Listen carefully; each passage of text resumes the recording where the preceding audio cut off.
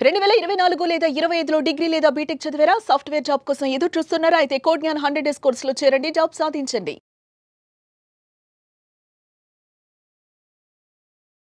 నమస్కారం డాక్టర్ శ్రీ అనంతకృష్ణ స్వామి గారు. నమస్కారం. సో ఈ వీడియోలో ఏం చెప్తున్నారు?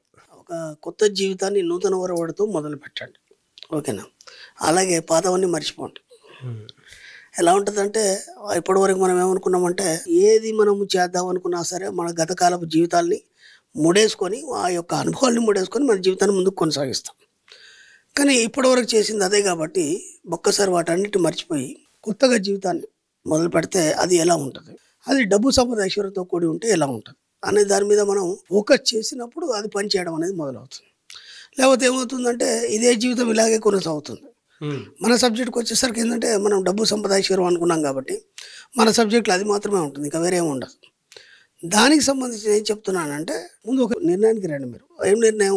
ఇక నుంచి నేను నా జీవితాన్ని కొత్తగా తీర్చిదిద్దాల్చుకున్నాను అన్నప్పుడు ఏమవుతుందంటే ఇప్పటివరకు మీ పాతని మర్చిపోవాలని చెప్తున్నాడు. మన సబ్జెక్టులో ఎలా ఉంటుందంటే నేనే జరిగింది కూడా మర్చిపోవాలి మనం. అలా మర్చిపోయినప్పుడు మనం కొత్తగా మనం ఆలోచించామని మొదలవుతుంది. ఎందుకంటే నిన్న జరిగిందంతా నీకు సంబంధం లేదు, అయిపోయింది. ఇంకోసారి అలాగే జరగదు ఏదైనా కానీ, రాబోయేదేందో నీకు తెలియదు. కాబట్టి ఎప్పుడైనా మన సబ్జెక్ట్లో ప్రజెంట్లో జీవిస్తాం. ఇప్పుడు ఇలా మాట్లాడుతున్నాం, ఇది కరెక్ట్, ఇది నిజమైంది. దీని తర్వాత నేను ఎటు వెళ్తానో మీరు ఎటు వెళ్తారో మీకు ఏ షెడ్యూల్ ఉందో మీకు తెలియదు. అర్థమైంది? ఎందుకంటే మీ షెడ్యూల్ అంతా వేరే వాళ్ళు డిసైడ్ చేస్తారు, అవును, నా షెడ్యూల్ కూడా వేరే వాళ్ళు డిసైడ్ చేస్తారు. కాబట్టి గతం కానీ లేదంటే భవిష్యత్తు కానీ దీంతో సంబంధం లేదు మనకి. ఇప్పుడు ఒకవేళ కనుక కొత్త నూతన వరవడితో మీరు జీవితాన్ని మొదలు పెట్టాలనుకున్నప్పుడు అది ఎలా ఉండాలి? ఒక డిజైన్ ఇవ్వండి. దానికి ఎలాంటి డిజైన్ ఇవ్వాలి? మనం డబ్బు సంపద ఐశ్వర్యం అనుకున్నాం. ఇప్పుడు డబ్బు సంపద ఐశ్వర్యం అని అనుకున్నప్పుడు మనం చాలా వదిలిపెట్టాల్సి ఉంటుంది. ఇప్పుడు మన సబ్జెక్ట్లో ఏముంటుందంటే ముఖ్యంగా ఒకటి కావాలనుకున్నప్పుడు వదిలిపెట్టాలి. వదిలిపెడితే కానీ మనం కొత్తదాన్ని మనం సాధించలేము. ఎందుకంటే పాత నీరు పోతే కానీ కొత్త నీరు రాదు, అవునా కదా? లేకపోతే మురిగిపోతుంది. ఇప్పటిదాకా మన జీవితాలు అలాగే అయిపోయినాయి, ఎక్కడ కూడా ఫ్రెష్గా లేవు. ఆందోళనతోని లేకపోతే అప్పులతోని లేదంటే ఆర్థిక ఇబ్బందులతోని ఏదో రకంగా మీరు ఏదైనా ఒకదానితో మీరు సఫర్ అవుతుంది. కాబట్టి దాన్ని మొత్తం తీసేయాలన్నప్పుడు ఖచ్చితంగా మీరు ఒక నిర్ణయం తీసుకోవాలి. నిర్ణయం తీసుకొని ఆ నిర్ణయాన్ని ముందు ఒక ప్రణాళిక వేసుకొని అమలు చేయాలి. ఊరికే ఇట్లా నిర్ణయం తీసుకుంటే కాదు, అది ఎలా చేయాలి, ఎందుకు చేయాలి, అది మీకు ఎంతవరకు అవసరం. ఓకేనా? ఇప్పుడు ఫస్ట్ మనం పాయింట్ ఏం చెప్పినామంటే పాతయాన్ని మర్చిపోవాలన్న. అవును, పాతయాన్ని మర్చిపోవాలన్నప్పుడు మీ గత జీవిత అనుభవాలు ఏమున్నా సరే వాటితో నువ్వు ఎందుకు మర్చిపోవాలంటే వాటితో నువ్వు ఇంతవరకు ఏమీ సాధించలేదు.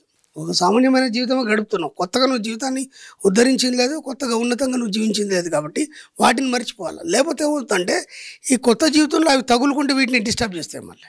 అవును, అందుకని అవి మర్చిపోవాలని చెప్తున్నారు. అర్థమైందా? సబ్జెక్టులు ఏంటంటే పాత వాటిని అన్నీ మర్చిపోవాలి.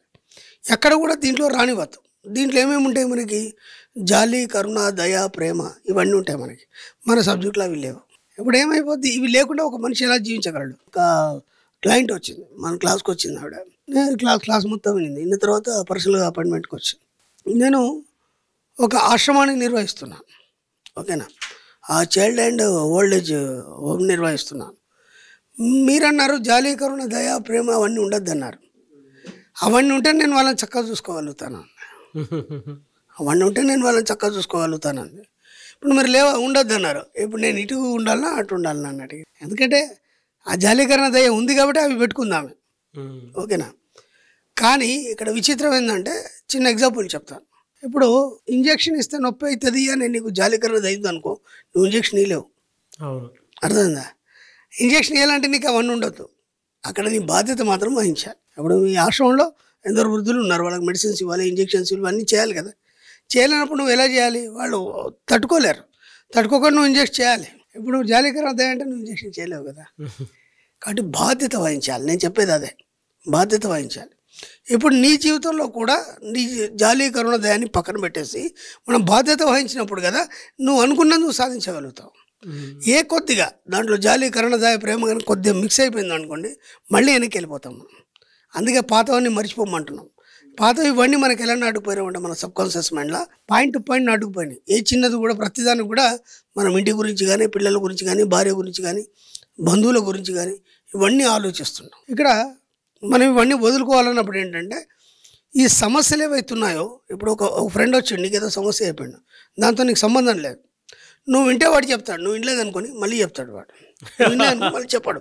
కాబట్టి నువ్వు వింటని చెప్తాడు వాడు. కాబట్టి నువ్వు వినడం ఆపేసావు అనుకున్నావు చెప్పాడు. అది చెప్పడం వల్ల వినడం వల్ల ఏమవుతుందంటే నువ్వు అనుకున్న లక్ష్యానికి అది అడ్డుపడుతుంది. అర్థమవుతుందా లేదా? కాబట్టి మీ ఫ్రెండ్ కావచ్చు, మీ బంధువులు కావచ్చు, ఎవరైనా కావచ్చు, వాళ్ళ సమస్యలు మీ సమస్యలుగా భావించకండి. ఎందుకంటే ఎవరి సమస్యలు వాళ్ళవే. వాళ్ళకు ఒక బాధ కలుగుతుంది, ఒక దెబ్బ కాలికి దెబ్బ తగిలింది, ఆ పెయిన్ వాళ్ళే భరించాలి తప్ప నువ్వు భరించలేవు కదా.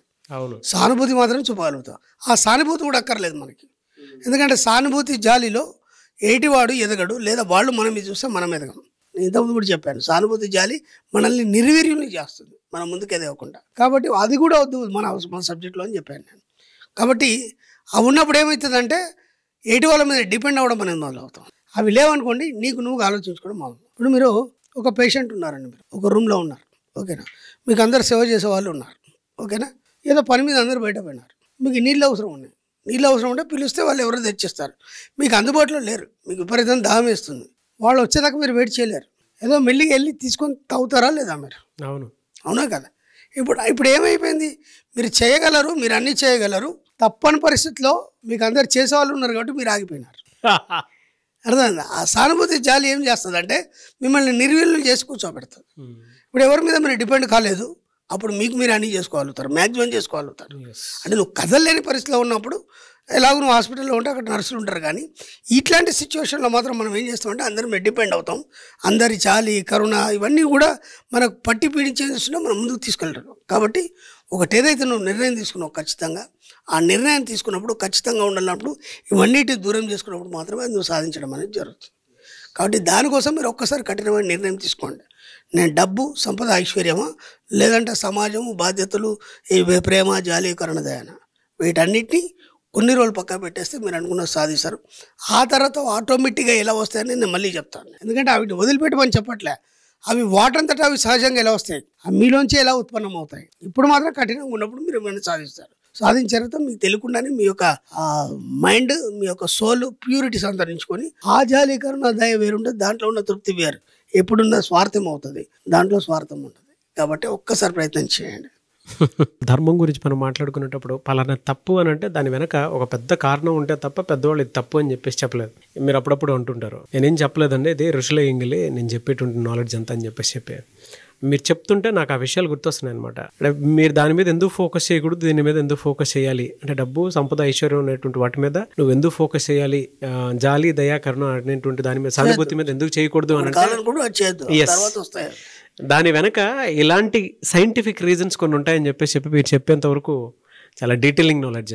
అంటే ఇప్పుడు మనం అనుకుంటాం కదా, అది ఎందుకు ఉండొద్దు జాలి, కరుణ. ఇప్పుడు ఆవిడే అని అడిగింది నాకు, కొన్ని వద్దు అంటే వద్దు, ఇంకంతే. అయినప్పుడే కదా నువ్వు సాధిస్తావు. ఇప్పుడు ఆవిడ అడిగింది నాకు, అవి లేకుండా నేను ఆశ్రమాన్ని వెళ్ళని నడిపించాలని.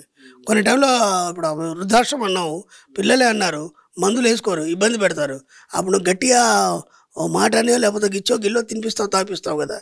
మరి అప్పుడు ఎటుపోయింది జాలికరణదే? బాధ్యత జాలికరణదే కంటే నువ్వు బాధ్యత వహించావా లేదా? నేను అనేది అదే, బాధ్యత ఉండాలి, జాలికరణదే పక్కన పెట్టండి, మీరు అనుకున్నది సాధించే వరకు. తర్వాత అన్నీ అవే ఆటోమేటిక్గా స్టార్ట్ అయిపోయి. Great sir. Anyways thank you అండి, thank you so much doctor Shri Acharya Anantakrishna Swami garu. Thank you. Suman టీవీలో మీ పర్సనల్ అండ్ బిజినెస్ ప్రమోషన్స్ కోసం కింది నెంబర్కి కాంటాక్ట్ చేయండి.